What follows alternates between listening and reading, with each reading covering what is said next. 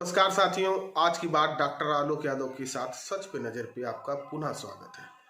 साथियों, आज का मेरा मुद्दा है कि उत्तर प्रदेश में जहां समाजवादी पार्टी के राष्ट्रीय अध्यक्ष अखिलेश जी विकासकारी योजनाओं को लेकर चुनाव लड़ने की ओर बढ़ रहे हैं जैसे जैसे, वहीं दूसरी ओर बहुत सारे राजनीतिक दल धर्म और जाति के आधार पर चुनाव लड़ने का एक कुचक्र और एक प्रयास कर रहे हैं। और उनके इस प्रयास में कौन कौन लोग शामिल हैं, इस खबर पर और विस्तृत जानकारी मैं आपको दूं उससे पहले आपसे एक छोटा सा निवेदन। सच पे नजर चैनल यूट्यूब पर उपलब्ध है। आप अपने साथ साथ अपने साथियों को ये वीडियो जरूर भेजें और उनसे निवेदन करें कि इस चैनल को सब्सक्राइब, लाइक और बेल आइकन में ऑल जरूर दबाएं। साथ ही ये चैनल फेसबुक पर भी मौजूद है, वहां पर सच पे नजर लिखकर वहां पर लाइक और कमेंट अवश्य करें। हम लोग वापस आते हैं अपने मुद्दे पर। आप देख रहे होंगे कि उत्तर प्रदेश में इस वक्त चुनावी विषाद अपने चरम ऊंचाइयों पर पहुंच चुकी है। उस ऊंचाइयों में हम लोगों ने अभी तक ये देखा कि राष्ट्रीय अध्यक्ष समाजवादी पार्टी के अखिलेश जी का विजय रथ जिस जनपद में भी जा रहा था, बेतहाशा जनता का जन समर्थन उन्हें मिल रहा था। वहीं दूसरी ओर विपक्षी राजनीतिक दलों की रैलियों में कुर्सियां खाली रह रही थीं। ये उत्तर प्रदेश में एक चर्चा का आम विषय हो गया था। इसी बीच में चुनाव आयोग ने कोरोना काल को देखते हुए रैलियों पर प्रतिबंध लगा दिया और वर्चुअल रैली की बात करने लगी।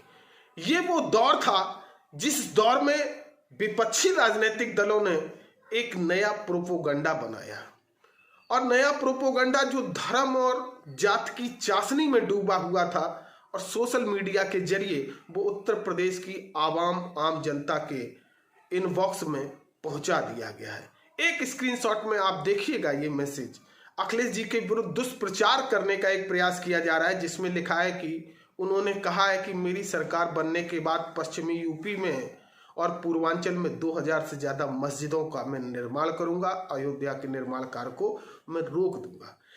इस प्रकार का मैसेज कहीं ना कहीं ये एक जो फर्जी मैसेज फैलाए जा रहे हैं, किस आईटी सेल के जरिए फैलाए जा रहे हैं और कौन इन्हें फैला रहा है, चुनाव आयोग निश्चित रूप से इन सब मामलों को संज्ञान में लेगा।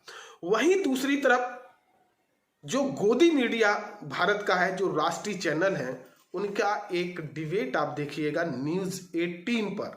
उसका आप मुद्दा देखिएगा, हिंदुओं के खिलाफ महागठबंधन। आप देखिएगा हिंदुओं के खिलाफ महागठबंधन किसका है और हिंदुओं के खिलाफ कौन है। ये टीवी वाले एक ऐसा शो चला रहे हैं। चुनाव आयोग कहां पर सोया हुआ है, ये एक निश्चित चिंता का एक विषय आपके और हमारे बीच हो सकता है। अब यहां पर सोचने वाली ये बात है कि आखिरकार इलेक्ट्रॉनिक मीडिया और विशेष तौर पर न्यूज 18 ऐसा क्यों कर रहा है।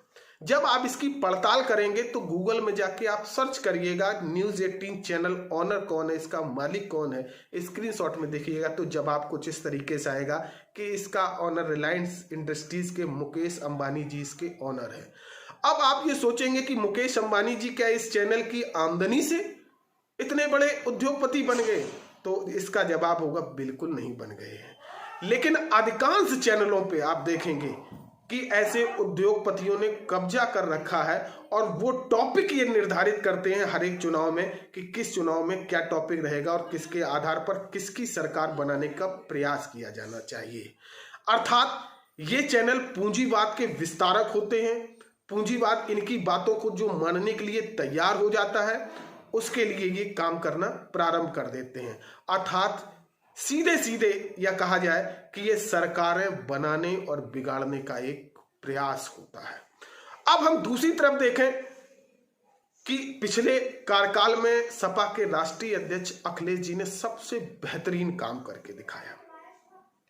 उन्होंने छात्रों को तकनीकी से जोड़ने के लिए लैपटॉप दिए, निर्धन कन्याओं को बाइसिकल दी, कन्या विद्याधन योजना दिया, बेरोजगारों को बेरोजगारी भत्ता दिया, ग्रामों को सुदृढ़ मजबूत बनाने के लिए आमपाशी उन्होंने पानी की व्यवस्था बेहतरीन की, सड़कें बेहतरीन बनवाई, लोहिया ग्राम बनवाए, लोहिया आवास बनवाए, उन्होंने वृद्धावस्था पेंशन दी, उन्होंने विधवा पेंशन दी और अनेकों अनेक काम कराए।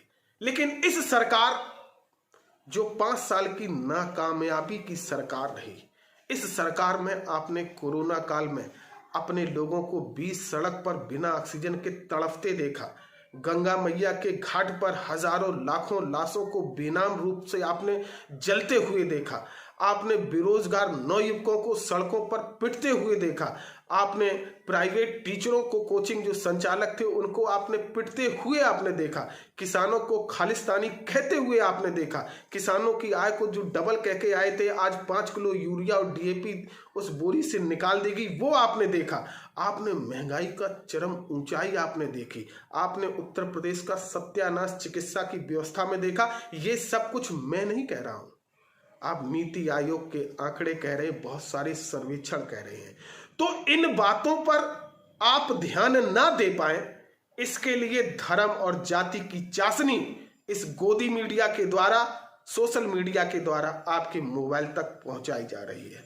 अब आपसे ये निवेदन है, ये लोकतंत्र का सबसे पवित्र स्थल है। जब चुनाव आते हैं, जब आप ये तय करते हैं कि आपको क्या पसंद है, आपको हिंदू मुसलमान मुद्दा पसंद है, आपको भारत पाकिस्तान मुद्दा पसंद है, आपको शमशान कब्रिस्तान मुद्दा पसंद है। आपने इस मुद्दे पर एक बार मोहर लगाई थी और लगाने के बाद आपने क्या पाया? आपने बर्बादी पाई। आपने जीडीपी का गिरता हुआ स्तर देखा। आपने गैर जिम्मेदार राजनेता देखे। तो ऐसे में मेरा आपसे निवेदन है, बहुत सोचिएगा, विचारिएगा।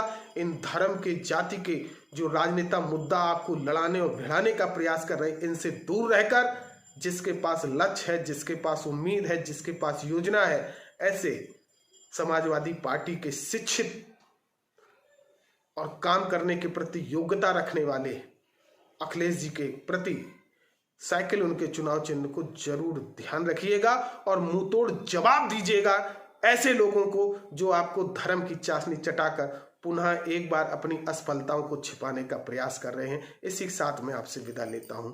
जय हिंद।